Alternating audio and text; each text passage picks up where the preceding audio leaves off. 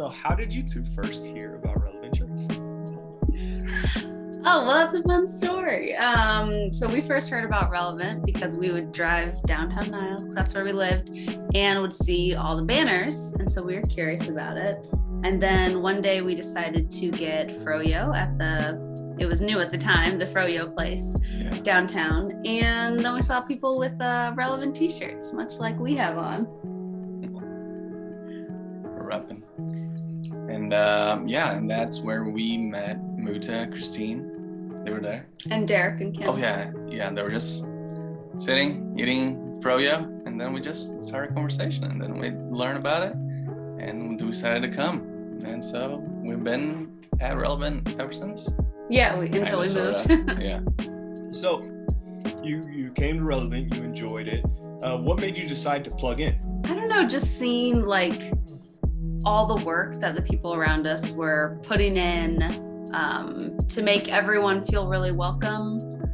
Wanted to do our part. So it was great because we both I got to use some of my skills with video editing, and that was fun. But it was really clear after our first 2 visits that we felt at home. Oh boy, to use that. But we did.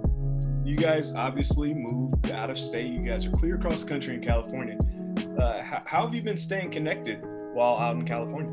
It's great that we have all the online options to stay connected, and to stay connected as friends too, keeping in touch with people, but also through tithing. It's just because we didn't find a church here in LA yet doesn't mean that we aren't still called to tithe as believers. So we've been giving to Relevant because, as far as we know, like that's still our home, and we've seen how God has used that while we're at Relevant, and as we live out here. It's easy to see where your tidings will go through Relevant. You can see towards the social media that they help the community, that they help people around them. They truly follow the steps of Christ, and so it's good to know that the money that you're giving to them and to God in a way is going to the people that need it the most.